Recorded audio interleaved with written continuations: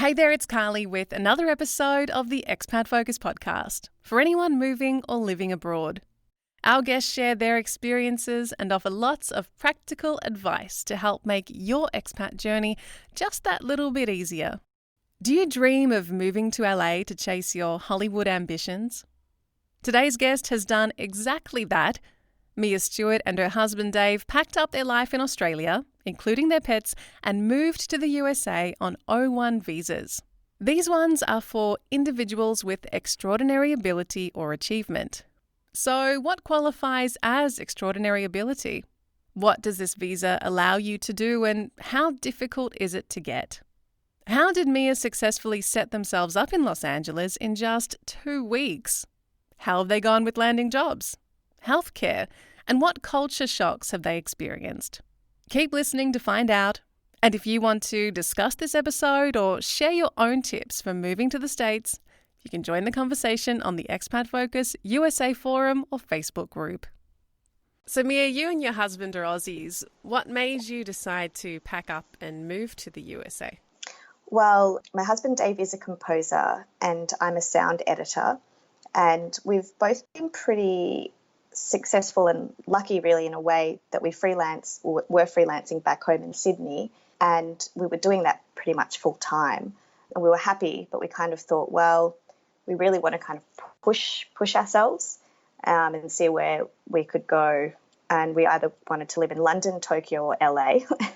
And I guess because Hollywood is in LA, it made sense for us and our work to come over here. You've been in LA for 6 months. So today we're going to talk briefly about the visa you chose to come over on and how that application process was, and also about the setup process and how you found that. So for Australians in particular, there's 2 kinds of visas that you can get. The E3, which is only for Australians, and you need to have a degree and a work sponsor. And we were going to try for that visa because it is super cheap. It's the O-1 is very costly. So we wanted to go for the E3 initially, but because we freelance and we go from project to project, film to TV show, we can't just stick with one employer.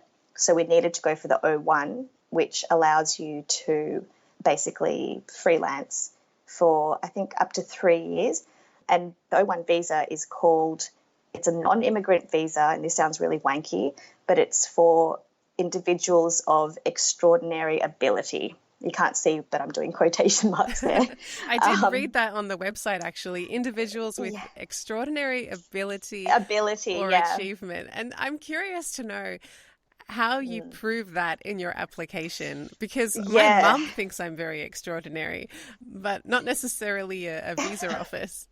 I know, and that's the kind of really daunting thing. How do you kind of prove that? You really have to get used to talking yourself up, but thankfully we hired lawyers to do that for us, and we have to prove that we are basically in the top of our field, which for Dave is composing, and then for me is a sound editor. And so we had to provide a list of all of our credits, and for the O-1 specifically, say if your extraordinary abilities in sciences, you either have to have been nominated or won a Nobel Prize. And for our area, which is in the motion picture sciences, it's an Oscar. And so I was part of the team on Mad Max that won an Oscar. And so that kind of pushed up my extraordinary ability, even though I was a part of the team. I didn't win the Oscar myself. But yeah. You didn't get to take it home and put it on your mantelpiece. No, I got to go to the Oscars and, hold it up and get free drinks at the Dolby Theatre and, take awkward photos next to Matt Damon. But no, I didn't get to win the Oscar myself. But it did get you this visa, so everyone wins. Exactly. Yeah, exactly. But it's much harder to get, and you can't really do it without lawyers. So if you can get an E3, if you're Australian, try to go for the E3.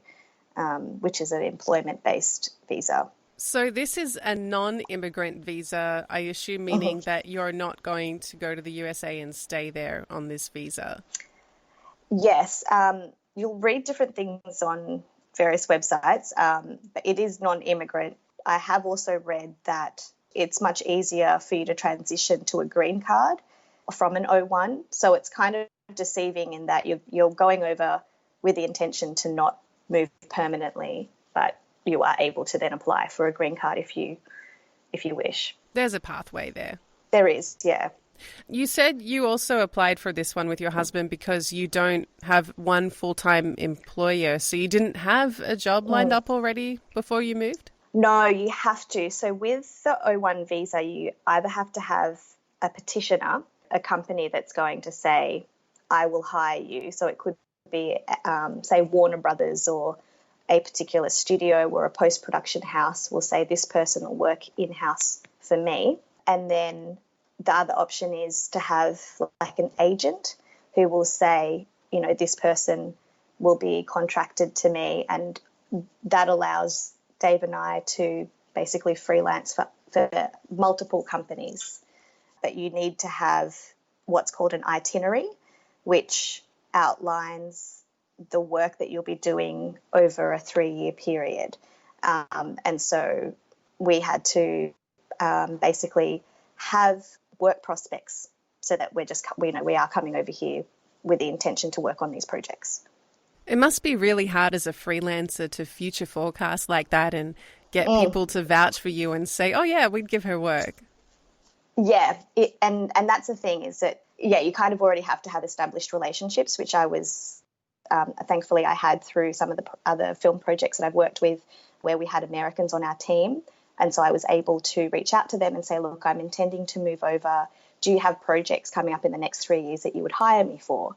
And so they were able to write these deal memos, which basically say, you know, they would hire me for a lead role, because it can't be a secondary role. It has to be a lead role for this project. The big thing with having the lawyers is they can write up all these legal documents that say they're not legally binding. So if the studio decides to pull the film, which sometimes happens, or the schedule, you know, the schedule shifts, then you're okay. You're not going to get kicked out of the country just because a few dates slip. Do you think you could have applied for this O-1 visa without the help of lawyers? You absolutely can, but it would take you a really long time to do all the research yourself. And the information's out there, but I really don't recommend it. And I don't know anyone that's been successful in getting an O-1 without hiring lawyers. So how long did you have to wait between applying for the visa and finding out that you were approved?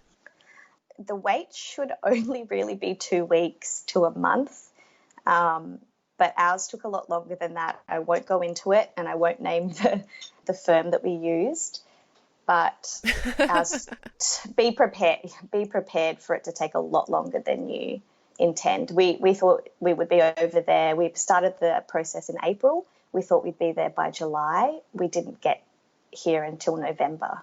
So be prepared to spend a lot of months waiting and not knowing.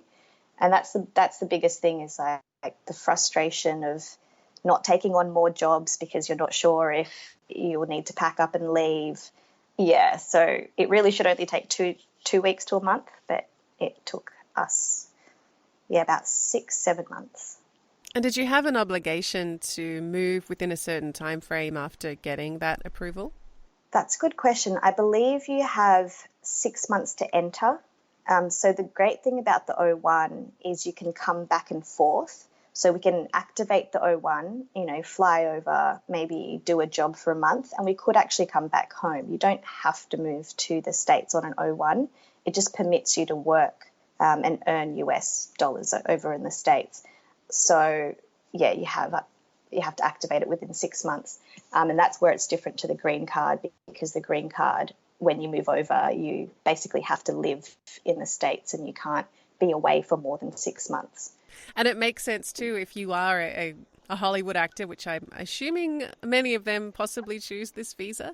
Your projects do change and the location of them does change, so you might be going back and forth quite a lot. Oh, I do have to say that the O-1 visa, if you are an actor and you're looking to come over on an O-1 visa, see what your lawyer and your management say, because a lot of studios now are rejecting O-1 visas for actors. I think it has to do with the way payroll and contracting works with people that are, on set. we're post-production, so I think it affects us differently, or it doesn't affect us at all. But with people that are on location and on set, I think an O-1 visa is not as popular. Mia, on email before today's interview, you mentioned that there were lots of things that helped you and your husband settle in LA fairly quickly. You said that you researched well. Tell me about some of the groundwork that you did. So because we started the visa process in April, I had months before we actually moved over to look at areas where we wanted to rent a house, think of possible issues that might occur if we rented a house in one area, but we were traveling to work in another, how long that commute might be. So I had a lot of time to research, and there's like a really great group on Facebook. There's two. There's Aussies in LA and Australians in LA. So they're very similar, but it's so helpful because people constantly post rooms that they might be subletting or leases that they're leaving that they want to swap over. And so that was really handy to know kind of where people were living, what they were paying every month in rent. So I could really start developing a budget in my head of how much we should be saving before we come over. And I really wanted to make sure that we had at least, 6 to 9 months rent saved up just in case, something falls through and we weren't able to work while we're, when we first move over. So, yeah, I feel like I was really prepared and that helped. If you don't mind sharing, how much did you have as a buffer when you moved? Australian dollars, we had about 30,000, and we knew that because, as I said before, my husband Dave is a composer. He gets royalties every quarter, and so we knew, okay, we've got this much to move over with. And we had we also had a separate budget for the move, for the freight of some of our boxes, and just initial airfares, just initial fees, paying for stuff back home, moving, logistics and stuff. We had a separate budget to that, but just the budget for moving over, we thought we needed about 30,000.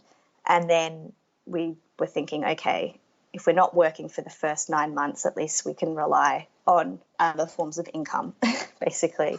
Yeah, it's so important to have that backup.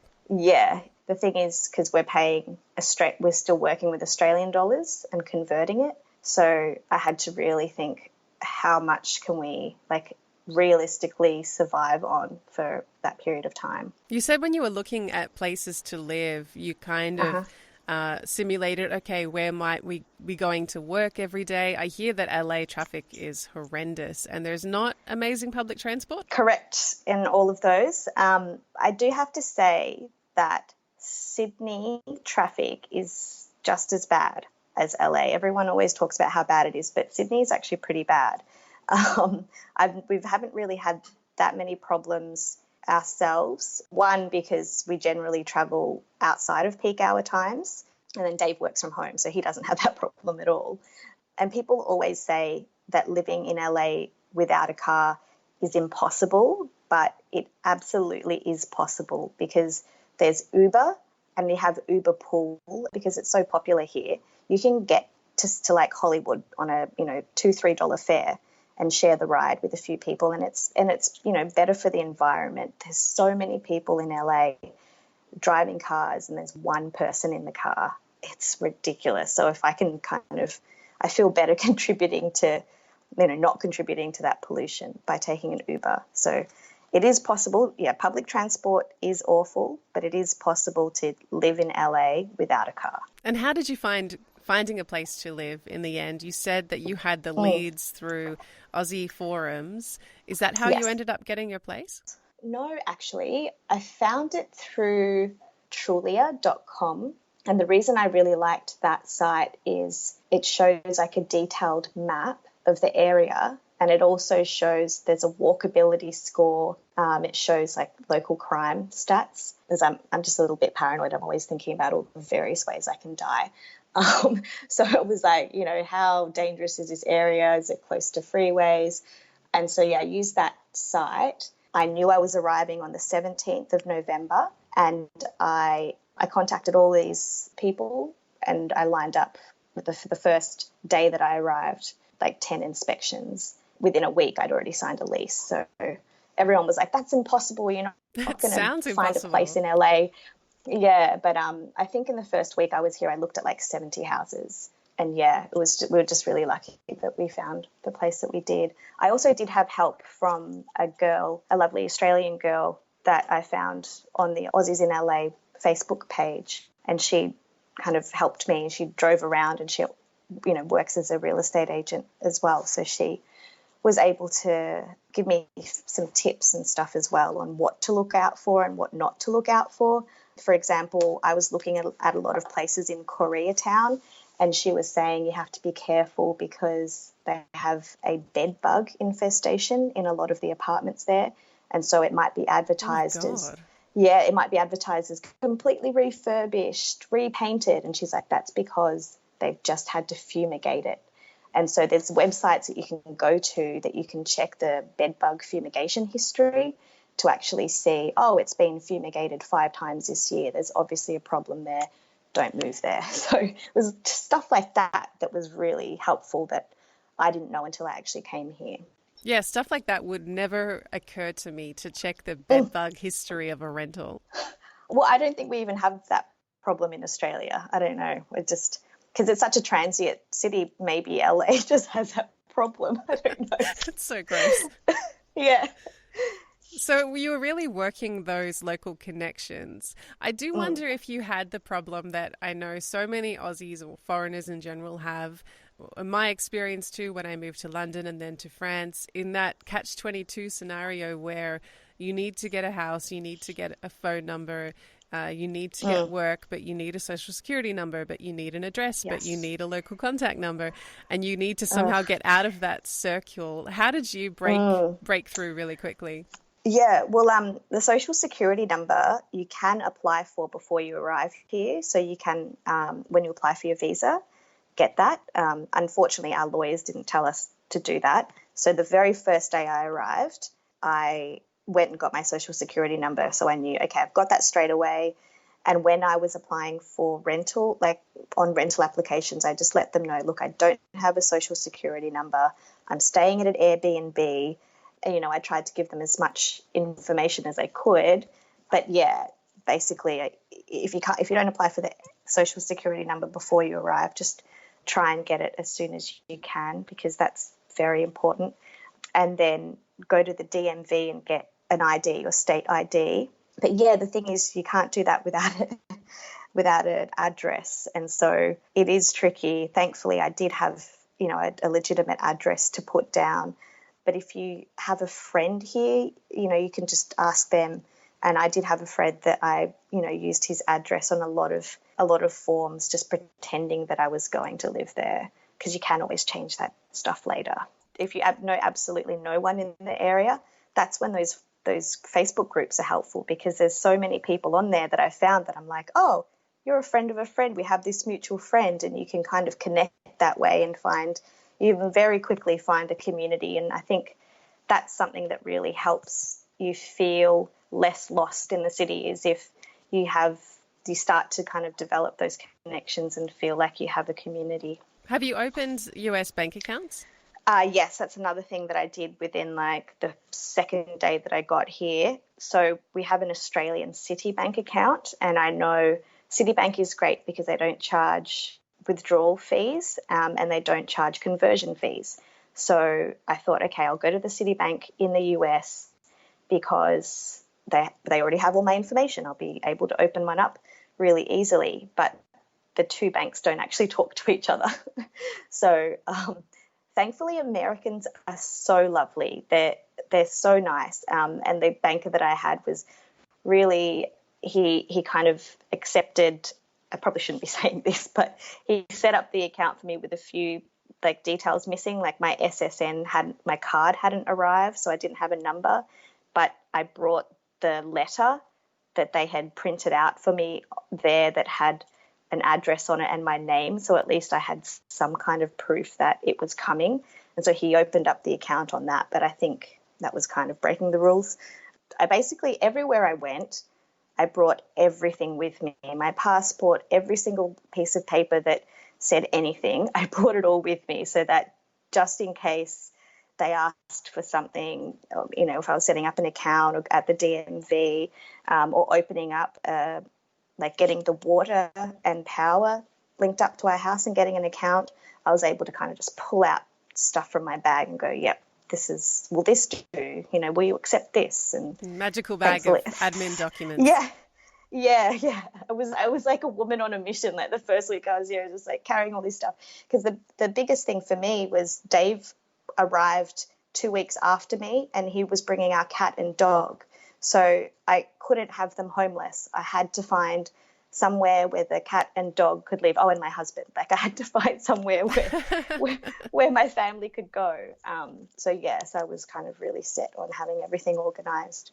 You really don't do things by halves then if you also packed up your pets, because I know that's not an easy process. It's not. It's expensive. Like I think their plane tickets cost more than ours. But, I can barely live a week without my dog. So, we had to bring them over. There's this company called Jet Pets that do everything for you in terms of making sure their vaccinations are up to date for the destination country, and they also make sure that they're in proper regulation carriers for the flight, and they coordinate leaving the departure and then arrival and make sure you're on the same flight, and they have staff that are trained to look after them. Basically they don't fly with them, they're in the carriage hold, in the hold underneath in the hold. But so I definitely recommend them rather than trying to do all the paperwork yourself. Because, if you're trying to coordinate everything else moving over, it's just one less thing to think about, and it's peace of mind knowing that your babies are safe. Did you have to consider the process for getting your pets back to Australia when you decided to move them? Because I know Australia has very strict quarantine laws. Yes, that's true. Yeah, I've heard people have to wait, like their pets have had to wait 6 months to 9 months coming back into Australia. I believe that's if they've originated from another country, because our pets came from Australia and they're living somewhere else. I believe if it comes to a time where we go back with them, it will be less difficult. I don't think it would be the same if you brought a dog from Thailand, for example, a stray dog. And, but they've got a good pedigree. Yeah. But that was a consideration, because if we were thinking, is it going to be worth it if we decide to come back to Australia in 3 years? But I think in our minds we wanted to give the move at least 5 years, and the pets will, whether we come back or not in that time, they'll definitely come back with us. So Mia, you had 2 weeks to find yourself a place for your husband and your beloved pets. How did you go? Were you successful in securing a place and moving in that time frame? Yeah. So I arrived on November 17th, and I was moved into the place just after Thanksgiving. So it was around the 25th or 26th that I'd signed the lease just a few days before. So within a week I'd secured the place, and then within 10 days I was moved in. And straight away I could start ordering things. I ordered just a mattress, one of those like roll-up mattresses that you pull out and it explodes into a bed. And so I got that, and then, started organising, making sure the power was going to be on, hot water, all of those essentials. And so that was kind of ready. And then when Dave arrived on December 3rd with the pets, we had this company called Jetta. It's called over baggage. So it's when you can box your items basically, and they come over as freight. So it's much more cost effective and faster than shipping. And so we did that for all our studio gear. So I definitely had to make sure we had a house in 2 weeks, because otherwise all this expensive gear would have had nowhere to go.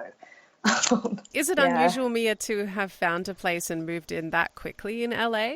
Everyone told me it was impossible, but I did it. And thankfully, actually, I should say, the time of year I was looking, I think there were a lot of people away, and so maybe I had less competition. Sydney, I know, is really competitive.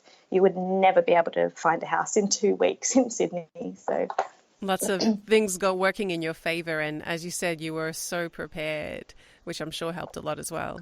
So I guess the next question is work. You said that you prepared financially to possibly not have work for the first 9 months. It's now 6 months in. How long has it taken you and your husband to find your feet when it comes to getting work locally? That's an interesting one. And it's additionally complicated for me because in the States they have unions. So there's non-union and unions, and a lot of the studio work is union-based. And even though I had worked on union films back home in Sydney, the physical hours weren't done in LA.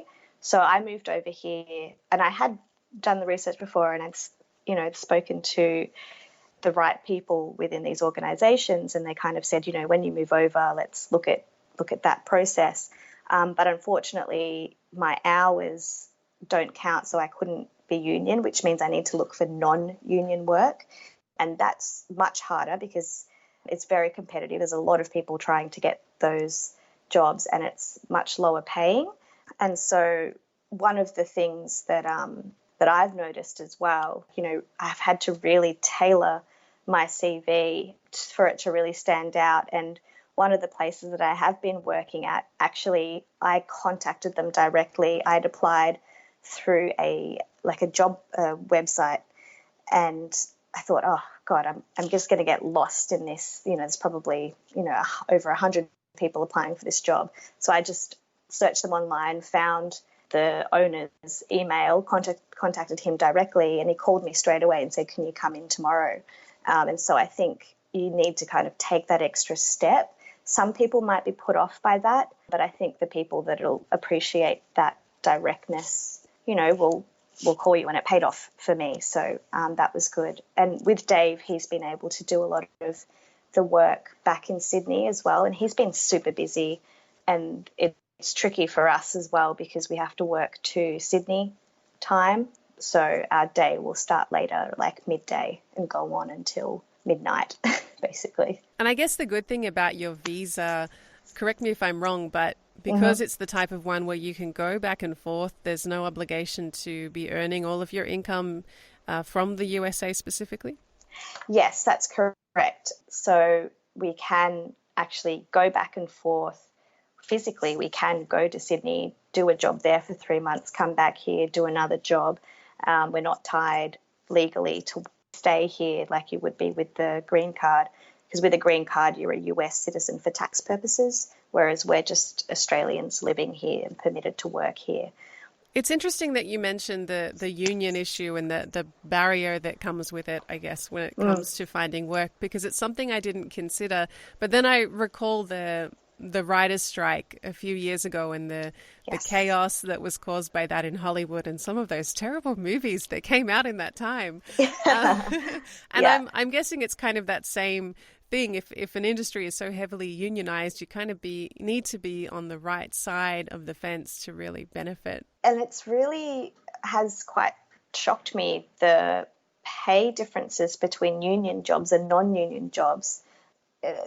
There's a lot of people that I've spoken to who work in the same field as me who could have signed up to union years ago but just don't want to. Either they don't believe necessarily that the unions are doing a good thing, or they actually want the freedom of being able to say no to work, because when you're in the union, once you're in the union, you have to pay the dues, which are quite expensive. And if you don't... So these are like union fees?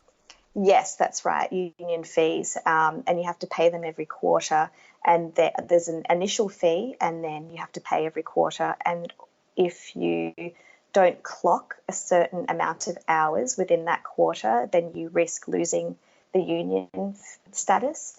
And one of the biggest things that's driving me to enter the union is to be able to access the healthcare benefits, because that's really one of the biggest differences between here and back home in Australia is the healthcare system. We wanted to be able to have me in the union so that I'm covered with healthcare benefits, and then I can also add Dave as my dependent on that. And then should we have kids, then that's another consideration. So whereas back home, it's like, we just don't even really consider, we have such a great healthcare system with Medicare. And we even also paid for private health, which is like an eighth of the cost of what it would be here. It's crazy how much you have to pay for healthcare here. So how do you get covered for healthcare at the moment? So we're on what's called visitors coverage. And so there's various insurers that you could go with because we are on an O-1 visa. We're on a non-immigrant visa. We're eligible for this cover, and you can take it only up to 12 months at a time. This is purely just to cover for emergencies. So, if we have to, knock on wood, if we get hit in a car accident or something, then at least we're covered for that. But, we can't go snowboarding and do extreme fun sports, and we're not covered for that. I kind of thought, well, to not have it here would be crazy. So we need to have the insurance here. But back home, individual cover for someone, our age would be maybe about 120 to 150. Here it's about $600 a month, and that's US dollars. So it would be $1,000 a month for us to get the same coverage that we had back home. And there's still also an excess to pay. So that's why, people are so, it's scary here. That's why you do see so many homeless people, because if you get into experience some kind of misfortune, then you're basically screwed because you have tens of thousands of dollars worth that you need to pay. So that's kind of a major scary difference that we've come across here.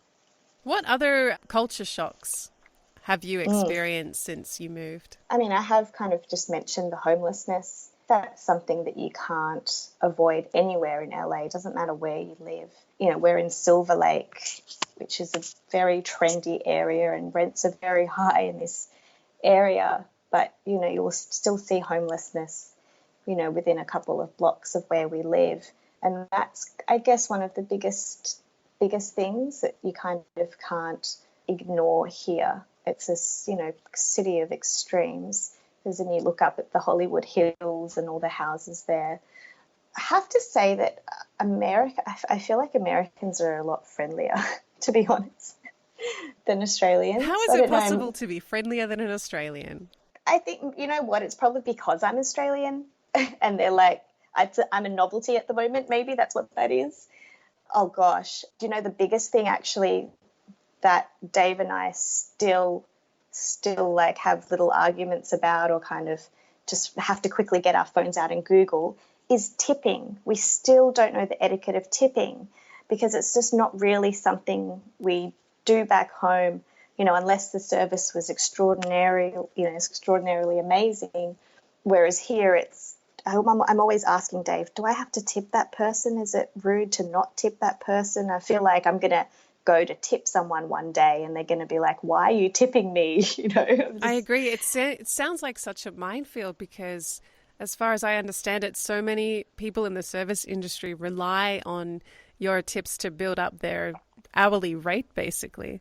Yes, absolutely. And, you have people like, your Uber Eats delivery drivers. Because we don't have a car, we have our groceries delivered here. There's this really awesome app called Instacart, and you can access all the local stores and have your groceries home delivered. And so, Dave and I were thinking there's two people. There's the person that does the shopping, and then there's a person that delivers. And then within the app, you can give a tip, but it doesn't specify who's getting the tip. And so we had this kind of conundrum of, do they have to split that tip? Should we be doubling this? And then I thought maybe we should give the person that delivers to our door, maybe we should give them cash. And then, we were speaking to some people here and they said, oh, no, you should never give cash. And that's the thing. None of these people would have healthcare. They would be, contractors, I guess. So you want to be able to show your gratitude for them, delivering your groceries to your house. So. Does it also mean that you have to keep a stack of change in your wallet all the time for God. tipping purposes, or is a lot of it electronic now anyway? It's definitely a cash economy here. I'm finding I'm always embarrassed because I'm like, well, I don't have enough cash to tip, and I can't like give someone my card to just tip them a few dollars. So yeah, it's definitely smart to hold on to all your coins and your notes. And sometimes if I give someone a note and the cashier gives me back a 10 or a 5, I'll say, can I actually have this in ones, so that we've got, we're kind of ready for the next time we need to tip. Actually, something amazing that was kind of a little bit shocking was Amazon Prime. So when we first moved here and I was trying to fill the house with stuff, I would order something at 10 p.m. on a Tuesday night, and then it would be delivered to our door at like 8 on Wednesday, or within 2 hours sometimes. If I ordered something that morning, by after lunch it would have arrived. And that was kind of crazy because, that kind of disconnect between I click, I want this, and bam, there it is. I didn't have to leave the comfort of my home because there's so much demand for it here. And then there's the people power to do those jobs. You're dealing with a country and an economy that's like, how many times bigger than Australia? Exactly. Yeah. Exactly. I mean, I have really tried to not buy too many new things. So Facebook Marketplace has actually been really helpful because LA is such a transient city. So many people are here just for a couple of months at a time, or just trying to get rid of stuff really quickly because their visas have finished and they need to leave. So that's been really helpful in kind of getting stuff quickly and cheaply as well. Mia, if you had to rewind 6 months, 12 months and do any of your moving steps again, would there be anything you would do differently? I don't think so. No, I don't think so. I mean, we haven't encountered any issues. I did say it's easy to get by in LA without a car, but I feel like maybe if we saved a little bit more and maybe gotten a car, just because, it's so amazing here. You could drive down to the beach. You've got the mountains behind you. You've got, snowfields like a couple of hours away. There's just so much to see and I want to explore. So maybe I would have liked to have gotten a car, but it's not really a necessity at the moment. But in terms of preparation for coming over, you know what? Actually, there is something. I wouldn't have taken so many freaking clothes over and just packed so much. I would have let go. I would have honestly let go of your stuff. You're moving overseas, especially in a place like LA. There's so many awesome vintage stores I've had to avoid going in because I still have a box of clothes I haven't opened. I'm like, why did I bring this? I don't need this much stuff. And there's a few things that I've brought over where I'm like, why did I think there's 2 bags of stuff that I unpacked that I put back in bags to take to the Goodwill to donate because, I didn't need it. So get rid of your stuff, get rid of more stuff before you come over. You need less than you think. You don't. Exactly. Yeah, I need less than you think. And there's Amazon Prime. Exactly. There's Amazon Prime. There's amazing vintage stores. There's Facebook with people selling stuff constantly. I guess something that has helped me just in terms of kind of moving over, joining the gym that I go to, I think has been really helpful in feeling at home because I've had a routine and then there's people that I kind of get to see and train with every week and, even went out to dinner with them and you kind of start feeling like you're building a community again, like outside of work, outside of work friends, you actually start developing connections here. And I think that's important. You had lots of connections through Aussie forums. Have you found that the gym has opened you up to locals as well? Yeah, and the particular gym that I go to, there's a lot of, actors and creative people that train there as well. So for me, it's actually been really nice to, meet people that are also doing their own thing as well. And, there's another sound editor that's there as well. And I've been able to make some connections through her. having a place that you can kind of go to train is great for yourself, but it's also, it's a really nice social thing as well. That's it for today. If you have any questions for Mia or want to share your own experience and tips for moving to LA, head over to expatfocus.com where you can find the links to post in our USA forum or Facebook group. Remember to check out our other episodes covering all aspects of expat life all over the world. If you like what we do, please leave us a review on your favourite podcasting app, and I'll catch you next time.